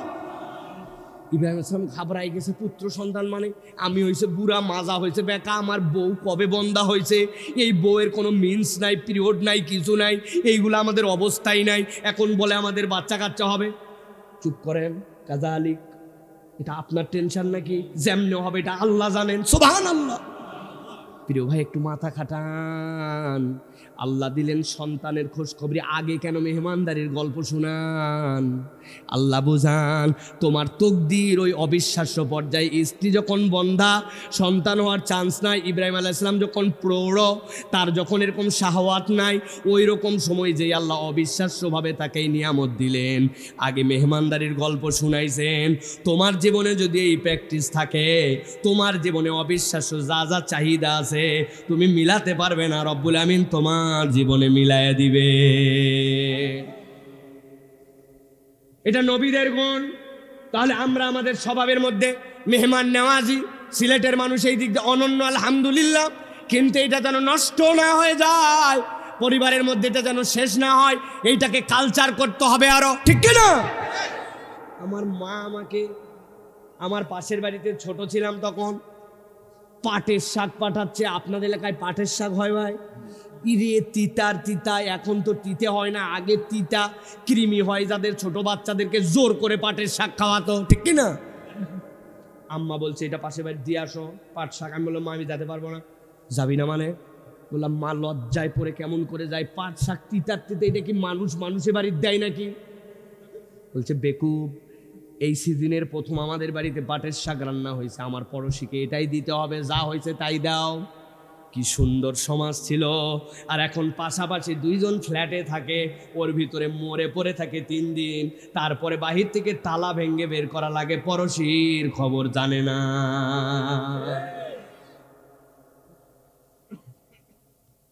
ইতিহাসের মধ্যে পড়েছিলাম, বাগদাদের ইতিহাসে কিছু কিছু তখন পর্যন্ত মুসলমান হয় নাই, কিন্তু গরিব তারা অন্য ধর্মাবলম্বী। মানুষের কাছে এসে জিজ্ঞাসা করে এই এলাকায় মুসলমান আছে? হ্যাঁ। বলছে তোমরা মুসলমান খোঁজো কেন? বলে ওদের পাশের বাড়ি আমরা করব। তোমরা না অন্য ধর্মাবলম্বী, তোমরা না মুসলমানদের এখন ইসলাম ধর্ম গ্রহণ করো নাই, কিন্তু তোমরা মুসলমানদের পাশের বাড়িতে কেন থাকবে? বলে শোনো, আমরা কয়েকশো বছরের কালচারে এটা বুঝছি, কোনো পড়শি যদি মুসলমানের বাড়ির ধারে হয়, অন্তত এইটুকুর সিওরিটি হয় তার পড়শি কখনো না খায় থাকবে না, কেননা মুসলমান নিজে পেট পুরে খায় আর পড়শি না খায় থাকবে এই দুশ্চিন্তা নাই। অথবা আমরা গরিব মানুষ, কামাই রুজি কবে হয় কবে হয় না, অন্তত একটা চিন্তা মাথায় রাখে যাবে না, সেটা হচ্ছে যে আমাদের খাওয়ার টেনশন। মুসলমানের বাড়ির ধারে আমার বাড়ি হলে আমার খাওয়ার কোনো চিন্তা থাকে না। আল্লাহু আকবার। ওইটা আমরা নষ্ট করে ফেলছি। এখন মুসলমানের থেকে মানুষ বেঁচে থাকার চেষ্টা করে, ঠিক কিনা? বাবা ঝামেলা জড়ানোর দরকার নাই, কোথার থেকে আবার কোন দিকে প্যাঁচ বাঁধাই দিবে, খালি সালাম দিলেও ভালো, না দিলে আরো ভালো, ঠিক না ভাই? কি চরিত্র আমাদের রূপান্তর হলো। অতএব এইটা একটা ফিতনা, শয়তান এই দিক দিয়ে ঢুকবে আপনার আমার মধ্যে। এটার থেকে বাঁচতে হলে সিদ্ধান্ত নিতে হবে অপর মানুষকে আমরা খাওয়াবো। রাজি আছেন? ইনশাআল্লাহ। একটা হাদিস বলি, এই হাদিসের অনুবাদ আপনাদের কাছ থেকে শুনবো, দেখি আপনারা পারেন কিনা। নবীজি বলছেন, সাহাবীরা আসলো জিজ্ঞাসা করতেছে, ইয়া রাসূলুল্লাহ আইয়ুল আমালি আফদাল, সর্বোত্তম ইসলামের মধ্যে আমল কি? নবীজি বললেন ইতআমুত তুআম। বলতে পারবেন এর অর্থ কি? হ্যাঁ, আমরা অপব্যাখ্যা করে ফেলছি। গরিব মানুষকে খাওয়ানো, জি না, মানুষকে খাওয়ানো, ইতামুত তাআম, খাবার খাওয়ানো। একটা কুকুর পানি পাচ্ছিল না, নিজের পায়ের মোজা দিয়ে একজন দুশ্চরিত্রা মহিলা পানি খাওয়ায়া আল্লাহর জান্নাত কিনে নিছে। তাহাজ্জুদ গুজার বিড়ালকে ছাড়েও না, খেতেও দেয় না, মরে গেছে, ওকে জাহান্নামে যাওয়া লাগছে। ইতামুত তাআম মানে কি? আপনার বাড়িতে কোনো একটা গাছ আছে, আমরা শখ করে গাছ পালি না ভাই? আপনি গাছটাকে পানি দেন না, আপনি এটাকে শুকায় মেরে ফেলতেছেন। গাছের ধর্ম ছিল ও মাটির সাথে কানেক্টেড থাকবে। মাটিতে লাগাইছেন, মাটির থেকে শিকড় দিয়ে পানি নিবে, ওখানে আপনি পানি দিতে পারেন নাই, অথবা সে এমনি মারা গেছে, কোনো সমস্যা নাই। কিন্তু আপনি মাটির গাছকে শখ করে ফুলের গাছ বানায়া, বনসাই বানায়া আপনার শখ পূরণের জন্য ঘরে নিয়ে গেছেন, যাওয়ার পরে টবের মধ্যে পানি দেন নাই, 7 দিনের জন্য বাইরে চলে গেছেন, কোনো হেডে কিনেন নাই। আরে গাছ তো মরলেই কি আর বাঁচলেই কি, আসার পরে যদি বাঁচে তো খবর রাখবো, বেলকুনিতে ফেলে রেখে দিছেন, খবর নেন নাই। আল্লাহর কাছে আপনাকে জবাব দিতে হবে। ও মাটিতে থাকতো, মরে যেত, আল্লাহর সাথে তার হিসাব। কিন্তু আপনি আপনার বেলকুনিতে তুলে আনছেন, ঘরে তুলে আনছেন, এরপরে পানি দেন নাই, পানি তার খাদ্য ছিল, মরে গেছে। আল্লাহর কাছে ও যদি বিচার দেয়, আপনার আমার খবর আছে, ঠিক কিনা? ইতামুত তাআম এত সহজ নয়। অ্যাকুরিয়ামে আপনার মাছ আছে, 5 দিনের জন্য বেড়াতে চলে গেছেন, খাবার দেন নাই, 2-3টা মরে গেছে, তুলে আস্তে করে ফেলে দিলেন, মনে করছেন মাছই তো, এর মরার না মরা। আপনার শখ পূরণ করতেছেন, আল্লাহ জায়েজ করেছেন, কিন্তু তার খাদ্য আপনাকে দিতে হবে। সুবহানাল্লাহ, দিস ইজ ইসলাম। ফি কুল্লি কাবাদিন রাতবাতুন আজরুন। নবী বলছেন প্রত্যেক প্রাণের মধ্যে দয়া দেখানোর মধ্যে তোমাদের জন্য সওয়াব দেওয়া হবে। সুবহানাল্লাহ। আপনি একটা কুকুর, আপনি সুন্দর করে চা খাইছেন, এইটুকু চা বাঁচছে শেষের দিকে, কুত্তার গায়ের মধ্যে একটু গরম পানি মারিয়ে দিয়ে ঘেউ ঘেউ করে চলে গেল, আপনি এনজয় করলেন, কোনো কথা না, একটা হাতে ঢেল ছিল, একটা কুত্তারে মারিয়ে দিলেন, কুত্তা একটু ঘেউ করলো, আপনার খুশি লাগলো, আরে হাত সই করলাম কুকুরকে মেরে। এত সোজা নয়। এই প্রাণের মধ্যে আদর সঞ্চার করা, ইসলাম বলছে এটা তোমার জন্য ইবাদত। সুবহানাল্লাহ। সেখানে মানুষকে খাওয়ানো এর থেকে বড় ইবাদতই নাই। গরিবকে খাওয়ানো ভালো, কিন্তু মানুষকে, সে মিলিয়নিয়ার হতে পারে। আল্লাহ আমাকে তৌফিক দিছে ভাই, আজকের চাটা আমি আপনাকে খাওয়ালাম। আপনি যদি নিয়ত করেন, নবী বলছে খাওয়ালে সব উত্তম ইসলাম, আল্লাহ আপনাকে রিওয়ার্ড দিবে, আল্লাহ আপনার মানিব্যাগের মধ্যে বরকত বাড়ায় দিবে। সুবহানাল্লাহ। গণিতের অঙ্কে বরকত মিলানো যায় না। সূত্র মনে রাখবেন, গণিতের অঙ্কে বরকত মিলানো, সুখ সবসময় টাকা পয়সা বাড়ি ঘর দিয়ে হয় না। 1000 কোটি টাকার বাড়ি, লক্ষ টাকা দামের গাড়ি, 1000 টাকা দামের তোষকে শুয়ে ঘুম আসে না, ঘুমের ওষুধ খাওয়ানো লাগে। আর রাত্রেবেলা কাজ করে বড় ট্রাকের থেকে সবজি নামিয়ে ছোট ট্রাকের মধ্যে দেয়, জ্যাম হয়ে যাওয়ার কারণে আসে না, এই জন্য রাত্রে 1টার সময় টুকরিটা মাথার থেকে নামায়া আইল্যান্ডের মধ্যে কোমর থেকে গামছা খুলে শুয়ে গেছে। পাশ দিয়ে 20 টনের ট্রাক যায়, আর এদিকে মেশিন গান চালায়, আসে না। সুতরাং টাকা দিয়ে সব সুখ হয় না, হয় না, হয় না। ওটা হৃদয় আল্লাহর সাথে সম্পর্কিত হতে হয়। যেই ব্যক্তি যত মানুষের সাথে দয়াদ্রতার ভালোবাসার সম্পর্ক রাখবে, আল্লাহ রাব্বুল আমিন তার সাথে তত ভালোবাসা বিনিময় করবেন। সুবহানাল্লাহ। নবী বলছেন ইরহাম মান ফিল ইরহাম মান ফিস সামা। দুনিয়াবাসীর প্রতি তুমি দয়া দেখাও, আসমান ওয়ালা তোমার প্রতি দয়া করবে। সুবহানাল্লাহ। পারবো ইনশাআল্লাহ। নিজের জীবনের ভাগ্যের চাবি খুলে নিব আমরা, প্রত্যেকের প্রতি ভালোবাসা দেখাবো, মানুষকে খাওয়ানোর তবিয়ত আমরা আমাদের মধ্যে নিব ইনশাআল্লাহ। 2 নম্বরে, আপনারা আছেন তো ভাই? কষ্ট হচ্ছে না তো? কষ্ট হলে বলবেন কিন্তু আপনারা। 2 নম্বরে আল্লাহ রাব্বুল আমিন বলছেন, তোমার জীবনে যদি তুমি বেঁচে থাকতে চাও, সকল পয়গম্বরের একটা গুণাগুণ তোমার জীবনে ঢুকায় নাও। আল্লাহ বলছেন সকল পয়গম্বরের মধ্যে মহৎ গুণ ছিল ক্ষমা করে দেওয়া। পয়গম্বররা এমন ক্ষমার দৃষ্টান্ত উপস্থাপন করেছেন যেইটার তুলনার হতে পারে না। তবে সকল পয়গম্বর মিলে যা ক্ষমা করেছেন, মুহাম্মদ সাল্লাল্লাহু আলাইহি সাল্লাম তার থেকে বড় ক্ষমা করেছেন। নবীজি সাল্লাল্লাহু আলাইহি সাল্লাম গারকাত বাকির সামনে দাঁড়ায় আছেন। যারা মদিনা শরীফে গিয়েছেন, বাবুল সালাম দিয়ে ঢুকলেন। আল্লাহ নবীকে সালাম দেওয়ার পরে যখন বাবুল বাকি দিয়ে বের হলেন, সামনে গোরস্থান, যেখানে আল্লাহ নবীর কন্যা আল্লাহ নবীর স্ত্রী সাহাবায়ে কেরাম সেখানে শুয়ে আছেন। আপনি যখন ওই বাকিগার কাদের সামনে আল্লাহ নবী একদিন দাঁড়ায় আছেন, আল্লাহ নবীর গায়ের মধ্যে একটা চাদর, চাদরটা অমসৃণ, মানে চাদরটা খদ্দরের কাপড়ের মতো, যেটা শক্ত শক্ত। নবী সাল্লাল্লাহু আলাইহি ওয়াসাল্লামের গায়ের মধ্যে এরকম করে চাপানো আছে। হঠাৎ করে পিছন থেকে একজন ইহুদি আসছে, আসার পরে এমনভাবে হ্যাঁচকা টান দিয়েছে, টান দেওয়ার পরে নবী করিম সাল্লাল্লাহু আলাইহি ওয়াসাল্লামের ঘাড় মোবারক ছিলে গেছে, নবীজির বুক পর্যন্ত পিছন দিকে ফেরত চলে গেছে। ওমর রাদিয়াল্লাহু তাআলা দূর থেকে দেখছেন, ইহুদির বাচ্চা ইহুদি, তুই আল্লাহ নবীর সাথে এত বড় বেয়াদবি করলি, এক্ষুনি তোকে শেষ করে দিব। নবীজি বলছেন, ঘুরার পরে এদিকে হাত দিয়ে বলছেন ওমর দাঁড়াও, এদিকে ইহুদির দিকে তাকায় বলছেন কি হয়েছে তোমার? সুবহানাল্লাহ। ইহুদি বলতেছে, আপনি একটা বর্মবন্ধক দিয়া আমার কাছ থেকে ঋণ নিয়েছিলেন, আগামী বুধবারে, আজকে বুধবার, আগামী বুধবারে কিন্তু আপনার ওই বর্মর টাকা ফেরত দেওয়া লাগবে। চিন্তা করছেন বেয়াদবের বেয়াদব, আগামী বুধবারে দেওয়া লাগবে, এই বুধবারে রিমাইন্ডার দিচ্ছে আল্লাহ নবীর ঘাড় ছিলে ফেলে। ওমর বলতেছে, ওরে হতভাগা, আমার নবীর এত বড় কষ্ট দিলি, আগামী বুধবারের ঋণ এইভাবে কেউ আদায় করার জন্য আসে নাকি? ওই দিন না পারলে তারপরে বলতি তোর আজকে গর্দান থেকে ঘাড় নামায় দেব। নবীজি বলছেন, ওমর থামো, আমার যদি উপকার করতেই চাও তাহলে ওই ঋণ উদ্ধার করার ক্ষেত্রে আমাকে সহযোগিতা করো। ওকে বকতেছো কেন? ও তো ঠিকই করছে। সাথে সাথে ওই ইহুদি হাউমাউ করে আল্লাহ নবীর গায়ের উপরে জড়ায় ধরছে, ইয়া রাসূলুল্লাহ, আমার মূল টার্গেট এইটা নয়। আমি আমার কিতাবের মধ্যে পড়েছি, পৃথিবীর সব পয়গম্বরের ধৈর্য যদি এক জায়গায় করা হয়, শেষ পয়গম্বরের ধৈর্য তার থেকে বেশি হবে।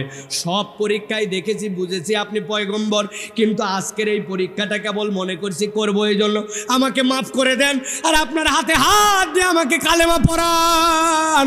আল্লাহ নবীর এই চরিত্র দেখে দুনিয়ায় অজস্র অজস্র মানুষ ঈমান এনে ফেলেছে। নবীজি সাল্লাল্লাহু আলাইহি ওয়াসাল্লামের সাহাবী হযরত আবু বকর, ভালো করে খেয়াল করেন, একজন সাহাবীর নাম বলবো অপরিচিত, হযরতে মিস্তাহ। নাম কি? মিস্তাহ রাদিয়াল্লাহু তাআলা, মক্কায় বাড়ি। এমন গরিবের গরিব, মানুষের বাড়িতে কাজ করেন, ঈমান এনে ফেললেন। ভালো করে বোঝেন, ঈমান আনার পরে ওনার কোনো টাকা পয়সা নাই, আবু বকর তাকে বৃত্তি দেন, খাবার টাকা দেন, বাজার করার টাকা দেন, সংসার চালানোর টাকা দেন। যখন আল্লাহ নবী সাল্লাল্লাহু আলাইহি ওয়াসাল্লাম সাহাবায়ে কেরামকে বললেন, যারা তোমরা বিপদে আছো তোমরা মদিনায় চলে যেতে পারো, বাইয়াতুল আকাবাতে সানিয়ার পরে হযরতে মেসতাকেও আবু বকর বললেন চলে যাও মদিনায়। মদিনায় যাওয়ার পরে সেখানেও টাকা দেন আবু বকর, তার সংসার চলে, তার কামাই রুজি সবই আবু বকর রাদিয়াল্লাহু তাআলা দিলে আছে, না হলে নাই। ছোট্ট করে বলি, ইতিমধ্যে ইফকের যুদ্ধ হয়ে গেল, যেখানে হযরত আয়েশা সিদ্দিকা রাদিয়াল্লাহু তাআলা গলার মালা হারায় ফেললেন। ওই মালা খোঁজার জন্য উটের থেকে নেমেছেন।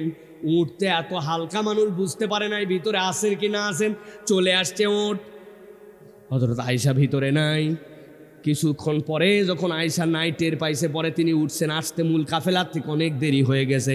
মুনাফিকরা সুযোগ সন্ধানী, আল্লাহর নবীর সবচেয়ে কম বয়স্কা স্ত্রী, তারা রটায় দিল, চরিত্র খারাপ, তাছাড়া এরকম ইয়াং সাহাবীদের সাথে পরে আসবে কেন? নাউজুবিল্লাহ। নবীজি পর্যন্ত চুপ করে গেলেন, মুখ মোবারক রক্তের মতো হয়ে গেল। মুনাফিকরা এরকম কথা বলতেছে, নবীজি আয়েশা রাদিয়াল্লাহু তাআলার কাছে যান না। আবু বকর রাদিয়াল্লাহু তাআলা মনের অবস্থা কি বুঝেন? এত খারাপ মনের অবস্থা, তার মেয়ের ব্যাপারে এই কথা বলা হয়েছে। আল্লাহ মাফ করো, হযরতে মিস্তা যিনি আবু বকর রাদিয়াল্লাহু তাআলার খরচে চলেন, উনি ওই মুনাফিকদের সাথে তাল দিয়ে বললেন হলেও হতে পারে। একে তো সাহাবী, 2 নম্বরে আবু বকর নিজের টাকায় চলায়, তারপরে আবার তার মেয়ের ব্যাপারে বেটা দুনিয়ার সবাই উল্টা বললেও তুমি আমার থেকে খাও, অন্তত গুণ গাওয়া লাগবে তো তুমি বলবো অন্তত, না অসম্ভব, ঠিক কি না? উল্টাই গেছেন উনি। আবু বকর শুনে রাগ করলেন, রাগ করে ওয়াদা করলেন, আমার কন্যার ফাইসালা যা হয় হোক, কিন্তু আমি ওয়াদা করলাম কোনো দিন আমি মেস্তাকে আর কিচ্ছু দিব না। বেটা এতদিন পর্যন্ত তোকে আমি চলাম, আর এখন তুই আমার মেয়ের নামে এরকম কথা বললে। হযরত আয়েশা সিদ্দিকা রাদিয়াল্লাহু তাআলা আনহার পবিত্রতা ঘোষণা করে আল্লাহ আয়াত দেওয়ার আগে অন্য আয়াত নাজিল করলেন। আল্লাহ সূরা নূর 22 নম্বর আয়াতের মধ্যে আল্লাহ রাব্বুল আলামিন নবীকে আগে জানালেন, ওয়ালা ইয়াতালি উলুল ফাদলি মিনকুম ওয়াসসাআতি আন ইউতু উলিল কুরবা ওয়াল মাসাকিন ওয়াল মুহাজিরিন ফি সাবিলিল্লাহ। যাদেরকে একটু সামর্থ্য দেওয়া হয়েছে তারা কোনো কারণে এরকম শপথ করে নাকি মুহাজিরদের ব্যাপারে, আল্লাহর রাস্তায় যারা চলে তাদের ব্যাপারে, যে তারা আর তাদেরকে কিছু দিবে না। এটা কখনো কোনো সিদ্দিকের চরিত্র হতে পারে না। আল্লাহু আকবার। আপনি কল্পনা করে দেখেন, আল্লাহ শাসায় দিলেন, খবরদার আপনি এই কথা বলতেছেন কি আপনার মেয়ের ব্যাপারে এই কথা বলছেন, আপনি এই কথা বলেন। আল্লাহ বলেন এটা আপনার চরিত্র হবে না। কি চরিত্র হবে? আল্লাহ বলছেন ওয়াল্লি আফু ওয়াল্লি ইয়াসফাহু, ক্ষমা করে দেন, দোষ ত্রুটিকে উপেক্ষা করেন, এইটা চরিত্র হবে। আল্লাহ বলছেন আলা তুহিব্বুনা আন ইয়াগফিরাল্লাহু লাকুম ওয়াল্লাহু গফুরুর রহিম। তোমরা কি পছন্দ করো না যে আল্লাহ তোমাদেরকে মাফ করে দেন? আল্লাহ তো গফুরুর রহিম। তার মানে আল্লাহ শর্ত কি দিলেন? আল্লাহ থেকে যদি ক্ষমা পেতে চান অপরকে ক্ষমা করতে হবে, অপরের দোষ ত্রুটি উপেক্ষা করতে হবে, ঠিক কি না? কিন্তু আমাদের চরিত্র কি? দোষ ত্রুটি খোঁচায় খোঁচায় বের করা, ঠিক কি না? আমি তো বলি ভাগ্য ভালো হযরত ওমরের সময় খালি এই ক্যামেরা ছিল না। যদি ক্যামেরা থাকতো আর ফেসবুক থাকতো তাহলে ওমর রাদিয়াল্লাহু তাআলা আনহুকে অস্থির করে তুলতো। ওমর হয়তো বলছেন এই আল্লাহর আইন মানা লাগবে, ওই বলবে তোমার চরিত্র জানাই আছে, তুমি না তলোয়ার নিয়ে নবীকে মারতে যাচ্ছিলে, আবার বড় বড় লেকচার, ঠিক কিনা ভাই? ভিডিও কিন্তু ফাঁস করে দিব, বলতো না ভাই? আল্লাহ রাব্বুল আমিন এই জন্য বলছেন ইমানদারের চরিত্র হবে ক্ষমা করে দেওয়া, ইমানদারের চরিত্র হবে দোষ ত্রুটিকে উপেক্ষা করা। এইটা যদি আমরা করতে পারি তাহলে আল্লাহ রাব্বুল আলামিন আপনাকে আমাকে ক্ষমা করে দিবেন। এই চরিত্র আমরা নিতে পারবো তো ভাই? ক্ষমার উপরে গুণ নাই, ক্ষমা করতে হবে। আমি অনেক জায়গায় বলি, একবার আরাফাতের ময়দানে বয়ান করতেছি, বললাম আল্লাহ রাব্বুল আমিন আরাফাত থেকে বের করার পর সবাইকে মাফ করে দেন। অথবা আজকে আপনারা নিয়ত করেন, আমরা আর মনের মধ্যে ধরে রাখলাম না, সবাইকে আমরা মাফ করে দিব। এক মুরব্বী বলছে সবাইকে মাফ করলেও বাবা একজনকে পারবো না, এই বেটা আমার এমন কথার কষ্ট দিছে তুমি জানো না, ওইটা আমি মাফ করতে পারবো না। আমি বললাম ওকে যদি মাফ করতে না পারেন আল্লাহ আপনাকেও মাফ করবে না। আচ্ছা আল্লাহ কারে মাফ করবেন এই কথা দুনিয়ার কেউ বলতে পারে ভাই? না, আবেগের মাথায় আমি বলে ফেলছি যে আপনি দুনিয়ার এত অপরাধ, আমাদের 70 বছরের গুনাহ মাফ নিব, একজনের একটা গুনাহ মাফ করতে পারবেন, আল্লাহর কাছে কিভাবে তাকাবো? তাহলে আল্লাহ আমার সব মাফ করেন আর একটা মাফ করতে পারেন না। এই বুড়ারে ধাক্কা দিছি। মুরব্বী খানিকক্ষণ পর চিন্তা করে বলছে বাবা যাও, তোমার কথাই বুঝলাম, আল্লাহ থেকে মাফ পাইতে হলে তাকেও মাফ করে যাও, আমি তাকেও মাফ করে দিলাম। আমি বললাম ইনশাআল্লাহ আল্লাহ আমাদেরকেও মাফ করে দিবে। মাফ করতে জানতে হবে, এটা বিরাট বড় গুণ প্রিয় ভাইরা। আমরা অল্প অল্পতেই ধরি। প্রিয় ভাইরা, একজন সালাফ ছিলেন, উনার একজন গোলাম ছিল যে বারবার ভুল করে, কয়বার মাফ করব? একটা অদ্ভুত কথা বলছে, কিয়ামতের দিনে আপনি আল্লাহর কাছে যতবার মাফ পেতে চান ততবার করলেই হবে। সুবহানাল্লাহ। কতবার মাফ পেতে চান? চলার ভুল, বলার ভুল, আচরণের ভুল।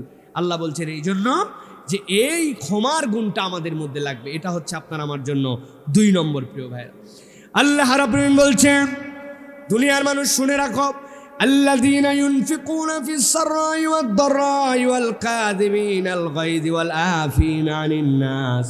দুনিয়ায় যদি তুমি 4টা গুণওয়ালা হও, তুমি যদি প্রকাশ্য এবং গোপনে, তোমার যখন সচ্ছল এবং অসচ্ছল উভয় অবস্থায় যদি তুমি দান করতে পারো, তোমার রাগ যদি হয় রাগটাকে তুমি দমন করতে পারো, রাগ দেখাও না, রাগটাকে যদি দমন করে দিতে পারো, ওয়াল গাইজ ওয়াল আফিনা আনিন নাস, আর যদি তুমি মানুষকে ক্ষমা করতে পারো, আল্লাহ বলছেন আল্লাহু ইউহিব্বুল মুহসিনিন, আল্লাহ তোমাকে নেককারদের মধ্যে অন্তর্ভুক্ত করবেন।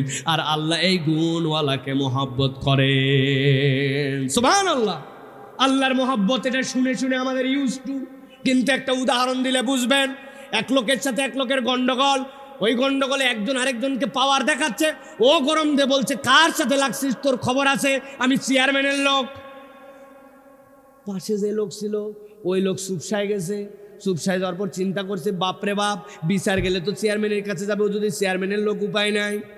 পাশের থেকে একজন বলছে গরম মারো, চেয়ারম্যানের বেটা, আমি এমপির লোক। ওই চিন্তা করছে বাবা কিসের চেয়ারম্যান, এমপির যদি লোক হয় চেয়ারম্যানের খাওয়া আছে। আরেকজন বলছে মিয়া বেশি এমপি এমপি করো না, তোমার এমপি যে কেইসে এমপি, কয় ভোটের এমপি আমার জানা আছে, আমি মন্ত্রীর লোক। এই লোক চুপসে গেছে। এইগুলার মধ্যে কেউ যদি একজন এসে বলে তোমরা মন্ত্রী আর এমপি আর চেয়ারম্যানে থাকো, আমি স্বয়ং প্রধানমন্ত্রীর লোক, অবস্থা তাহলে কেমন হবে? আপনি একটু মাথার মধ্যে ঢুকান, আল্লাযীনা ইউনফিকুনা ফিস সাররাই ওয়াদ দাররা, সচ্ছল অসচ্ছল উভয় অবস্থায় যে দান করে, ওয়াল কাযিবিনাল গায়জ, রাগকে দমন করে, ওয়াল আফিনা আনিন নাস, মানুষকে ক্ষমা করে দেয়।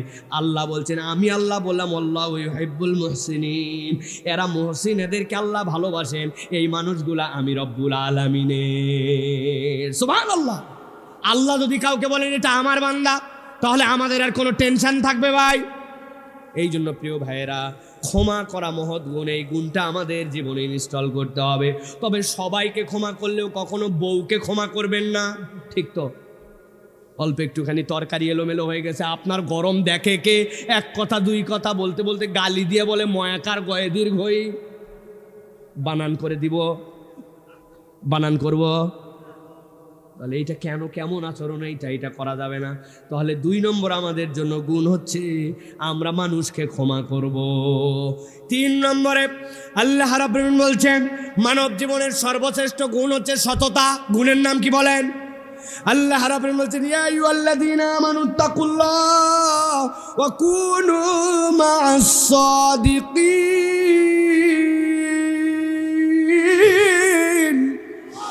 রব্বুল আমিন বলছেন এই দুনিয়ার মানুষ, আমি আল্লাহ রব্বুল আমিন বললাম আল্লাহকে ভয় করো, আর তোমরা নেককারদের সাথী হয়ে যাও, সৎ মানুষদের সাথী হয়ে যাও।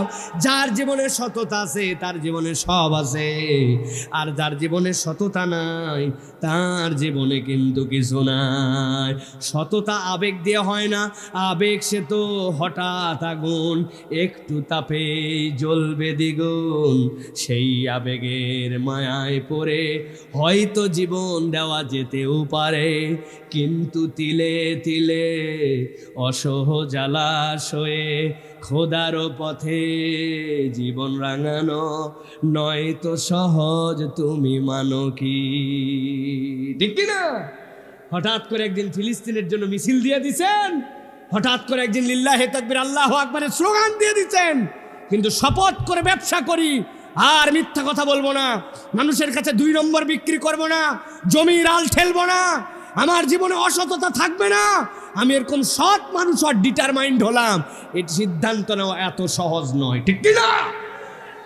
আপনার মতো সেনা লোক বলে কেনা দামে বোনের সময় দিলাম, আইরে টাউটের টাউট, জীবনে ওর সাথে দেখা হয় নাই, বলছে সেনা লোক, বোনের কথা বলে আপনি 10 নম্বর কাস্টমার, কেনা দামে বল দিলাম বলে 500 টাকা পকেট কাটছে, এইরকম করে হালাল মাল হারাম করে বিক্রি করে, এরকম লোক বিয়ানীবাজারে নাই। কি হলো তাহলে ভাই? কেমনই মানবে? আমার সততা কোথায় গেল? মাদ্রাসায় চাকরি করে, সকাল 9টায় প্রতিষ্ঠানে যেতে হবে, যায় 10টায়, সইয়ের সময় লেখে 9টার সময় ঢুকেছি, বিকালের সই করেই আসে না, পরের দিন যায় লেখে যে বের হওয়ার সময় বিকাল 5টা, মাসের বেতন তুলে খায়, চিন্তা করছে হুজুর হলে হালাল। সততা এটা সততা? ভালো করে সব টু দা পয়েন্ট, আমাদেরকে সৎ মানুষ হতে হবে। আপনার বাপ মা আপনাকে টাকা পয়সা দেয়, আপনাকে একটা সুসন্তান হিসাবে আপনাকে দেয়, আপনাকে বিড়ি খাওয়ার জন্য পয়সা দেয় নাই। আপনি বাপ মার টাকা নিয়ে যদি সিগারেট খান, বাপ মা না জানতে পাইলেও আপনি অসৎ, আল্লাহর কাছে আপনি অসৎ হিসাবে প্রমাণিত হবেন, ঠিক না?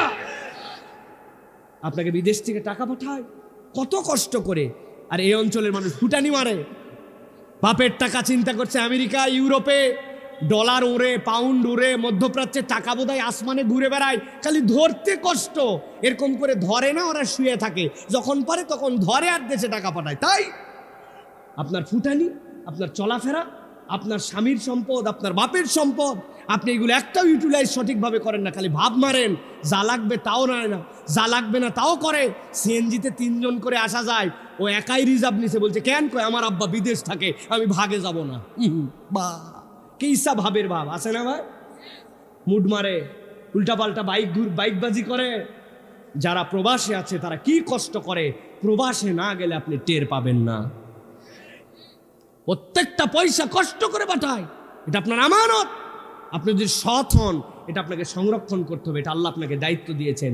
এই জন্য আল্লাহ বলছেন কুনু মা'আস সাদিকিন, তোমরা অবশ্যই অবশ্যই সত্যবাদীদের সাথী হও।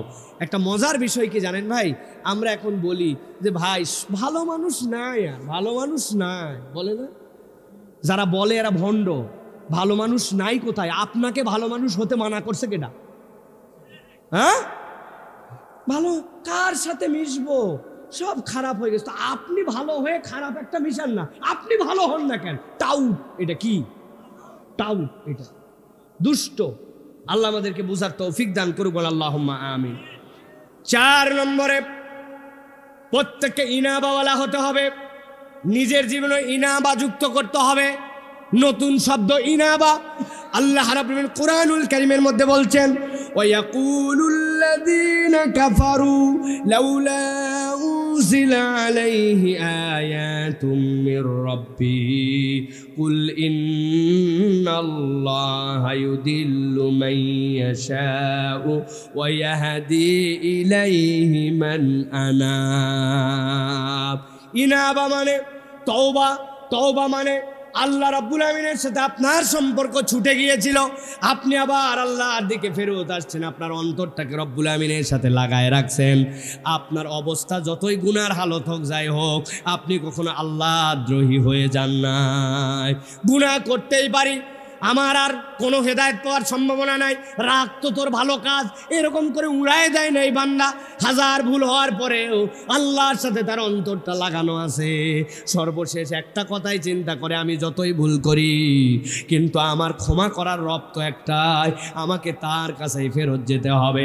আল্লাহ বলছেন যেই বান্দার অন্তরটা আল্লাহর সাথে জুড়ে থাকে, আল্লাহ দায়িত্ব নিয়ে তাকে হেদায়েতের রাস্তা দেখায় দিবে।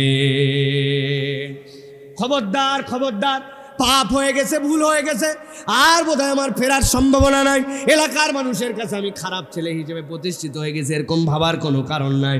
আপনার অন্তরটা আল্লাহর সাথে লাগায় রাখেন, আপনার হাজার ভুল হোক, হাজার অপরাধ হোক, রব্বুল আমিন আপনাকে ক্ষমা করে দিবেন।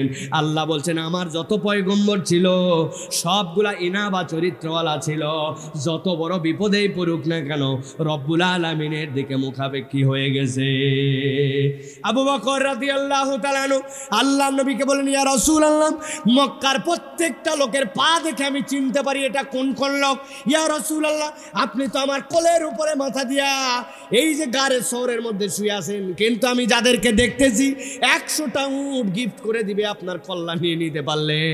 ইয়া রাসূলুল্লাহ, ওরা চলেই আসছে, মাথাটা নিচু করলেই দেখে ফেলবে। আল্লাহ নবী বেফিকির, নবীজি বললেন লা তাহজান ইন্নাল্লাহা মা'ানা। ও আবু বকর, তুমি কি মনে করছো নাকি আমরা দুইজন এখানে? আমাদের আল্লাহ একজন আছেন, ভয় পেও না, ভয় পেও না, আল্লাহ আমার সাথে আছে। এই চরিত্রটা হচ্ছে নবীর চরিত্র। আপনার ভুল হবে, অপরাধ হবে চলতে বলতে আচরণে, কিন্তু আল্লাহর দিকে আপনাকে জানা মাত্র ভুল স্মরণ করে ফেরত আসতে হবে। বান্দা যদি এই চরিত্রওয়ালা হয়, আল্লাহ বলছেন ওয়াইয়াহদি ইলাইহি মান আনাব, যারা এনাবা চরিত্রওয়ালা আল্লাহ তাদেরকে হেদায়েতের পথ দেখায় দিবে। আল্লাহ রাব্বুল আমিন এরপরে বলছেন ও দুনিয়ার মানুষ ভালো করে জানো, আল্লাহ রাব্বুল আমিনের কাছে তোমাদের একটা ফরিয়াদ আছে। আল্লাহ বলছেন রব্বানা আলাইকা তাওয়াক্কালনা ওয়া ইলাইকা আনাবনা ওয়া ইলাইকাল মাসির।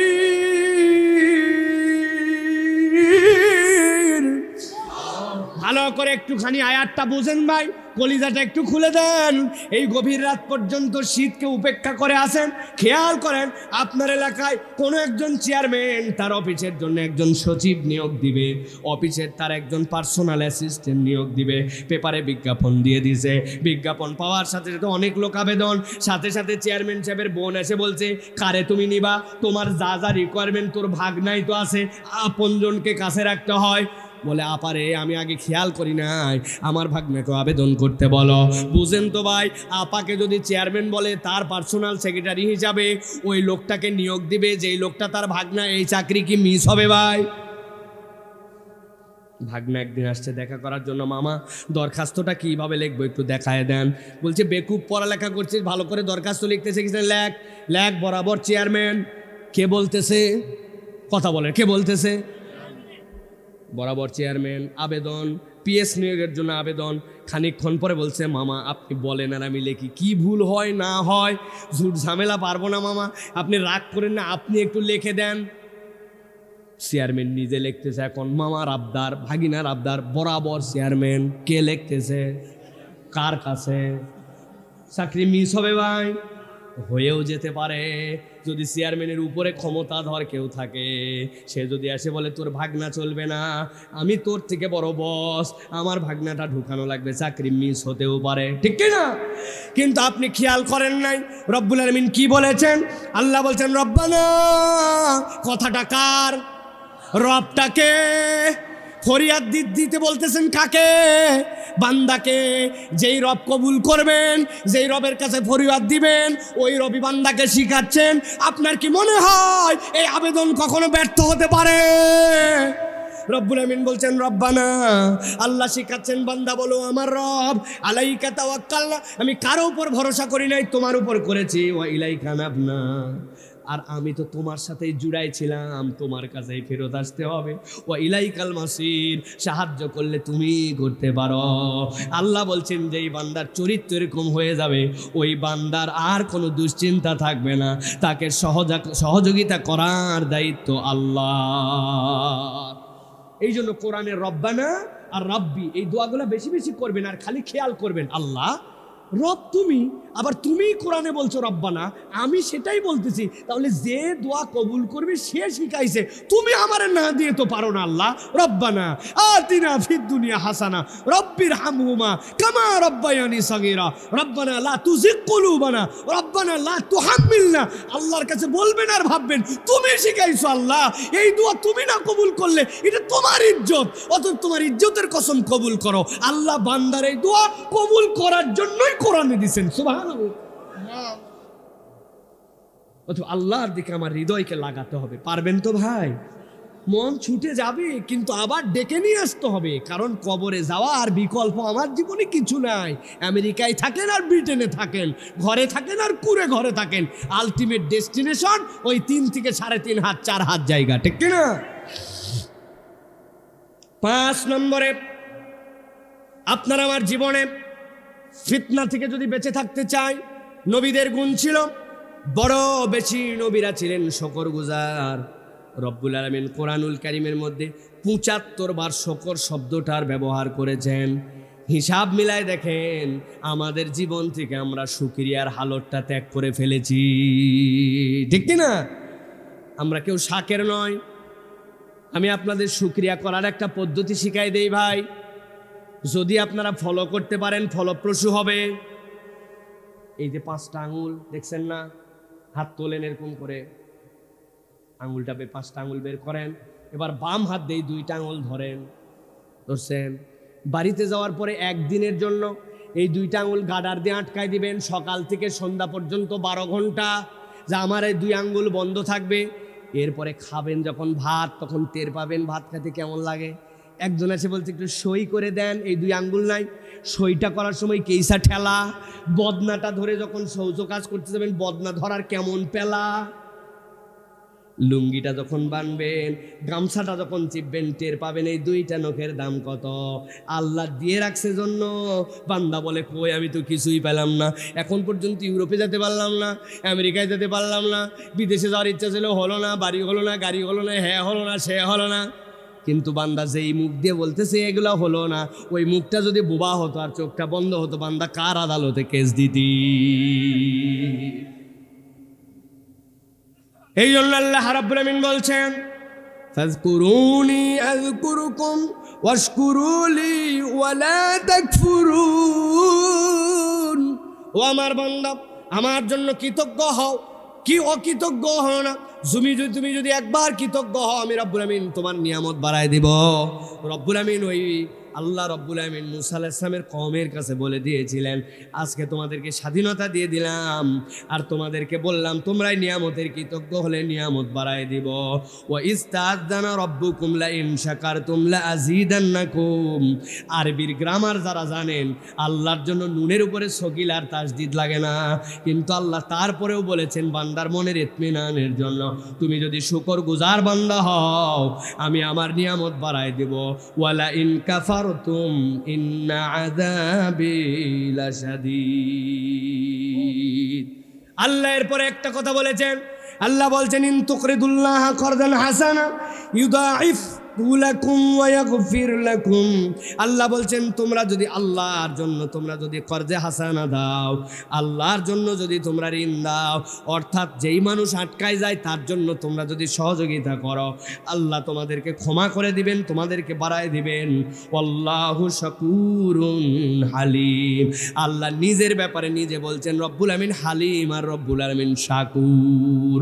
অতএব কোনো বান্দা যদি শুকরগুজার হয়ে যায়, আল্লাহর প্রত্যেকটা নিয়ামত যদি সে কৃতজ্ঞতার সাথে স্মরণ করে, রব্বুল আমিন তার নিয়ামত বাড়ায় দিবেন। সুবহানাল্লাহ। 22,000 বার চোখের পলক ফেলেন প্রত্যেক দিন। কয়বার? আমার গাড়ির ওয়াইফার সামনে যেটা গ্লাস মোছা, মাঝে মাঝে ময়লা হয়ে যায় কুয়াশার জন্য, বললাম পানি দিয়ে পরিষ্কার করো, বলে ট্যাঙ্কিতে রিজার্ভ ফুরাই গেছে, কোনো এক জায়গায় দাঁড়ায় আবার পানি দেওয়া লাগবে। আমার এইটা সারাদিন চলে নাই, মাত্র 1-2 ঘন্টা পানি মারতে মারতে পানি শেষ হয়ে যায়। আর প্রত্যেক দিন 22,000 বার পলক ফেরে, 70 বছর আপনি পলক ফেললেন, কোনোদিন এই জায়গায় আপনাকে এক্সট্রা ম্যানেজমেন্ট করে পানি দিতে হয় নাই। অথচ আপনার করটিয়া, আপনার এই কর্নিয়া, এইগুলো এই পানিটা না থাকলে আপনার চোখই নষ্ট হয়ে যেত। যেই রব আপনাকে চোখ দিলেন, এর থেকে বড় নিয়ামতই হতে পারে না। আপনি আবার কি খুঁজতে চান, ঠিক কি না? অথচ আমরা রবের নিয়ামত খুঁজে পাই না, আমরা একটা নিয়ামত খুঁজে পাই না, খালি নাই নাই নাই নাই নাই। আল্লাহ যে কত দিছে তার কোনো শেষ নাই। সুবহানাল্লাহ বিহামদি। সবচেয়ে বড় নিয়ামত রব্বুল আমিন আপনাকে আমাকে ইমানের দৌলত দান করেছেন। প্রিয় ভাইয়েরা, অতএব আল্লাহর কৃতজ্ঞ হতে হবে, আল্লাহর কৃতজ্ঞ বান্দা হতে হবে। রাজি আছেন ইনশাআল্লাহ? এই যে সিকুয়েল বললাম একটু মিলায়ে দেই এবার। আপনি যদি কৃতজ্ঞ না হন, আপনার অন্তর আল্লাহর সাথে জুড়ে থাকবে না। আপনার অন্তর যদি আল্লাহর সাথে জুড়ে না থাকে, তাহলে আপনি কখনো সৎ জীবনযাপন করতে পারবেন না। সিসি ক্যামেরার ভয় দেখায় আপনাকে ঠিক করা যাবে না। আর আপনি যদি সৎ না হন, আপনি মানুষকে ক্ষমা করতে পারবেন না। আর মানুষকে যদি আপনি ক্ষমা করতে না শেখেন, তাহলে আপনার আল্লাহর দেওয়া ধন সম্পদ ব্যয় করে আল্লাহর রাস্তায় খরচ করার মতো মেন্টালিটি আসবে না। প্রত্যেকটার সাথে প্রত্যেকটা রিলেটেড আছে। অথবা আপনি মেহমান নেওয়াজে আল্লাহর জন্য যদি খরচ করতে চান, তাহলে আপনার জন্য আল্লাহ রাব্বুল আমিন বলছেন তুমি ক্ষমা করার মানসিকতা নাও। ক্ষমা করতে শুরু করলে সততা আপনার মধ্যে আসতে শুরু করবে। সততা যখন আসবে, ইনাবাওয়ালা চরিত্র হবে। আর যখন কেউ আল্লাহর সাথে জুড়ে থাকে, তখন বান্দার অন্তরটা আল্লাহর জন্য শুকরগুজার হয়। এটা একটার সাথে একটা ওতপ্রোতভাবে জড়িত। এইগুলা দ্বারা কোনো একটা বান্দা যদি রক্ষা কবজের মধ্যে চলে আসে, ওই বান্দা শাকের, ওই বান্দা ভুল করলে আল্লাহর দিকে ফেরত আসে, ও ক্ষমার চরিত্র নিয়ে আসে, আল্লাহ রাব্বুল আমিনের দেওয়া সৎ জিন্দগি যাপন করে, আল্লাহ ওই বান্দাকে যাবতীয় ফিতনা থেকে হেফাজত করবেন। শেষ একটা হাদিস বলি আপনাদের কাছে। নবীজির কাছে আসার পরে বলছে, কোরআন আমাদেরকে সাক্ষ্য দেয়, এমন এক সময় এমন ফিতনা বাড়বে, যখন চোখে দেখার মতো মানুষ সকালে ঈমান নিয়ে আসবে, সন্ধ্যাবেলা ঈমানহীন চলে যাবে। সন্ধ্যায় ঈমান থাকবে, সকালে ঈমান নাই, বাঁচবে কেমন করে? নবীজি বলছেন, এই কোরআন যারা তেলাওয়াত করবে, কোরআনের সাথে যারা সম্পর্ক রাখবে, দেখা যাবে না, দুরিবা বাইনাহুম বিসুরিল্লাহু, তাদের মধ্যে এমন একটা অদৃশ্য পর্দা পড়ে যাবে, যেই পর্দা এই কোরআনের পর্দা, ওই কোরআন আপনাকে ফিতনা থেকে হেফাজত করবে ইনশাআল্লাহ। অতএব কোরআন পড়তে হবে, কোরআনের এই মাহফিল বারবার করতে হবে। বছরে একটা কিসের, বছরে 4 পর্বের মাহফিল হবে, 3 দিন ব্যাপী মাহফিল দরকার। অনেকে বলে এত ওয়াজ, খালি এখানে ওখানে, কোথায় ওয়াজ? আমি তো ওয়াজই দেখতে পাই না। প্রতি পাড়ায় মহল্লায় হওয়া দরকার। তুই না শুনলে মাইকের আওয়াজ অন্তত শুনুক, তারপরেও কিছু কিছু হেদায়েত হতে পারে, ঠিক কিনা? আজকের ছেলেদের অবস্থা কি? বকে গেছে। আগে বাপ মা ছেলেদেরকে দেখে, ছেলেরা বাপ মাকে দেখে ভয় করতো। মিলায় নেন আমার কথা, এখন বাপ মা ছেলেকে দেখে ভয় করে। সন্ধ্যার পরে চলে আসিস বাপ বাড়িতে, কখন আসতে হবে আমার জানা আছে। বেশি কথা বললে বাড়িতেই আসবো না। মা বলছে, বাবা তাও আসিস, রাগ করিস না, আছে না? 150 টাকা দাও, চুল কাটবো। কিরে 40 টাকা হলে চুল কাটা হয়। এগুলো কি মগা চুল কাটবো নাকি আমি? আমার সেলুনের সামনে দেওয়া আছে শিয়াল কাট, কুত্তা কাট, বিড়াল কাট, ভাল্লুক কাট, ওইগুলা কাটবো আমি। এগুলা মানুষে কাটে বাবা, মানুষে কাটে মানে যদি তোমার আমাকে মানুষ না মনে হয় তোমার বাড়িতে থাকলাম না। বলছে বাবা যেমনি কাটিস কাটিস, তাও বাড়ি ছেড়ে যাস না, আছে না? ওই জন্য আব্বা বিড়ি সাপ্লাই দিবে, তাও তুই বাড়ির থাক, আছে না ভাই? কেন এরকম হলো?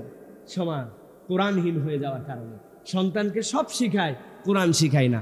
যাও ছিল ক্লাস 7-এর বইতে উদ্বোধন করা হয়েছে, আপনাকে বোঝানো হচ্ছে দুনিয়ায় আসার পরে আপনি মানুষই না, আপনি আসছেন একটা অবয়বের পরে, বড় হওয়ার পরে সিদ্ধান্ত নেবেন আপনি ছেলে না মেয়ে। বোঝেন নাই আপনি? আপনাকে প্রমোট করা শিখাচ্ছে। আল্লাহ বলছেন ইন্না খলাকনাকুম মিন যাকারি ওয়া উনসা, আমি পুরুষ আর নারী করে পাঠালাম। ও বলছে না না না, কিসের পুরুষ নারী? তুমি বড় হয়ে তোমার দেখতে যেমনই হোক, তোমার মুখে আছে দাড়ি, বুকের মধ্যে এত বড় পশম, নিচে আছে তোমার জন্য পুরুষাঙ্গ, কিন্তু উনি বলছে আমি নারী, আপনাকে মানিয়ে নিতে হবে। এই সমাজ বিজ্ঞান বই 41, 42, 43 নম্বর পৃষ্ঠা বার করে ক্লাস 7-এ যাই দেখে নিবেন। বানানো কোনো কথা বলতে আসি নাই। আপনার আমার টাকায় বানানো বইয়ে, আপনার আমার বানানো টাকায় স্কুলে, আপনার আমার দেওয়া বেতনের টাকায় আপনার আমার শিক্ষক আপনার আমার সন্তানকে এই ইসলাম বিমুখ শিক্ষা শিখাবে। কারণ কি?